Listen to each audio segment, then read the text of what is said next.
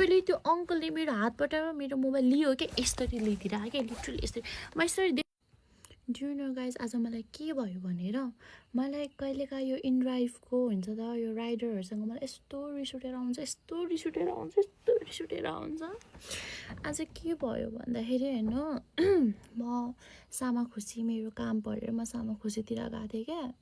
अनि त्यहाँबाट मैले मेरो काम सकाएँ अनि म सकाएर अनि लाइक अब साँझ परिसकेको थियो अनि म घर जान हतार भइसकेको थियो। मैले याङ्गो गर्छु भनेर सोचेको थिएँ सुरुमा, तर हतपत याङ्गो पाइँदैन नि त। अनि त्यही भएर मैले इनड्राइभ गरेँ क्या। अनि इनड्राइभ गरेँ अनि त्यसपछि मैले सामाखुसीदेखि मेरो घरको लोकेसन राखेँ।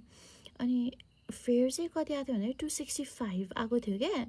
अनि मैले त्यति राखेँ 265 राखेँ। अनि उताबाट एकजना अङ्कलले पठाउनु भयो, लाइक एक्सेप्ट गर्नुभयो। अनि मलाई नि हतार भइसकेको थियो नि, मैले अरूलाई नकुरिकन हतार भएर मैले चाहिँ हतारमा एक्सेप्ट गरेँ क्या। अनि मैले एक्सेप्ट गरेँ अनि त्यो अङ्कल लोकेसनमा आउनुभयो क्या।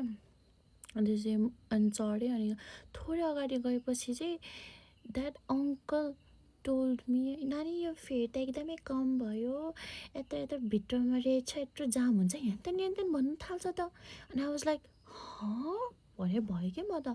अनि मैले चाहिँ अनि ल नि त त्यस्तै हो भने के भन्छ उहाँले चाहिँ अब प्राइस बढाइदिनु भनेर भन्यो। अनि मैले चाहिँ ल नि त हुन्छ कति भनेर भने। अब म चाहिँ अब लाइक 300सम्म भन्यो भने त लाइक ओके नै भन्छु भनेर बसेको थिएँ क्या। अनि त्यो अङ्कलले मलाई 350 दिनु न भनेर भन्यो क्या। अनि आई वाज लाइक होइन अङ्कल त्यो त अलिक बेसी नै हुन्छ, म त खासमा अहिले जति फेयरमा गएर चाहिँ योभन्दा कममा पनि कतिचोटि गइसकेको छु भनेर भने। अनि त्यो अङ्कलले चाहिँ जाम पर्छ के गर्न थाल्यो क्या। मलाई त कस्तो वाक्क लागेर आयो क्या। अनि मलाई फेरि यस्तो इन्ड्राइभमा बसाइ बेलामा यस्तो पैसाको कुरामा खिचखिच गर्ने होइन। अब उनीहरूले आफै रिक्वेस्ट एक्सेप्ट गरे हुन्छ नि त। अनि त्यसपछि अनि पछि आएर अनि राइडमा बसिसकेपछि नानी कति टाढा घर यहाँ भन्नुहुन्छ। मलाई यस्तो रिस उठेर आउँछ यस्तो अङ्कलहरूसँग, यस्तो राइडरहरूसँग मलाई यस्तो रिस उठेर आउँछ।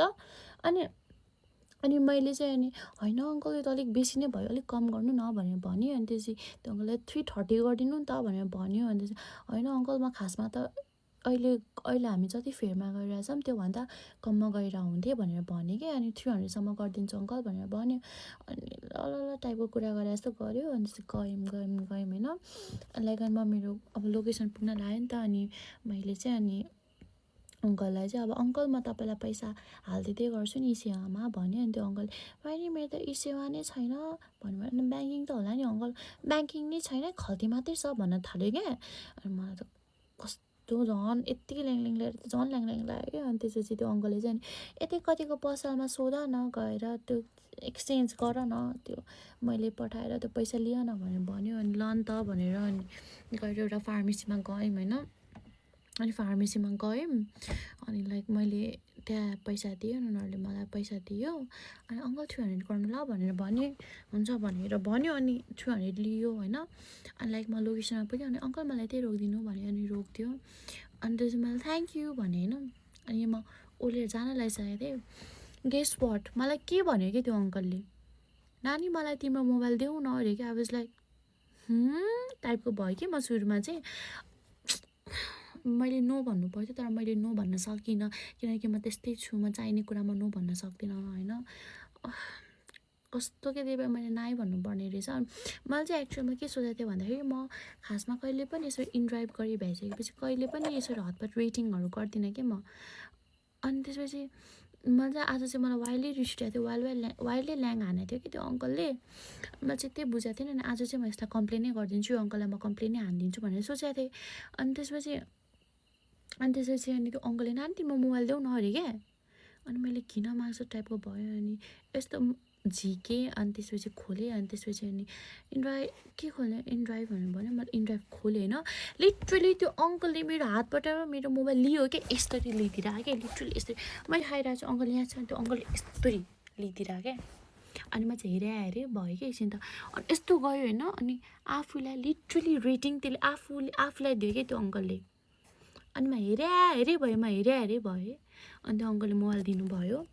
मलाई यस्तो रिस उठेर आयो अनि त्यसपछि मैले कम्प्लेन पनि गर्न मिलेन नि त मलाई यस्तो रिस उठ्यो अनि मैले मोबाइल लिएँ म टुई घर गएँ घर आएँ मैले मेरो मम्मी बाबालाई कुरा सुनाएँ मैले मेरो बाबाको गाली खाएँ किन मोबाइल त्यसो दिएको मोबाइल खोसेर पाएको के गर्थ्यौ भनेर भन्नुभयो अनि लाइक सरी अबदेखि दिदिनँ भने अनि मैले पछि अनि इनड्राइभ खै कता के गर्छु मैले त्यो ड्राइभरलाई कम्प्लेन गर्थेँ कि होइन कि किन यस्तो गर्छ क्या मान्छेहरू होइन उसलाई टाढा लागेको भयो होइन उसले एक्सेप्ट नगर्दा नि हुन्थ्यो नि त उसले आफै एक्सेप्ट गरे हो नि त अनि मलाई किन आएर ल्याङ गर्नु के मलाई किन हेनतेन भनेर मलाई वाक्क लाउनु के किन त्यस्तो भन्नु के ल त्यो गर्नु गऱ्यो ल अन्त ल फेर पनि बढाइदियो केही छैन त्यहाँसम्म ठिकै थियो होइन पछि त्यसको अड्यासिटी त्यो अङ्कलको अड्यासिटी मेरो हातबाट मोबाइल यसरी लिएर आफूलाई यसरी रेट गर्ने ओ माई गड मलाई चित्तै बुझेन त्यसपछि मलाई चित्तै बुझेन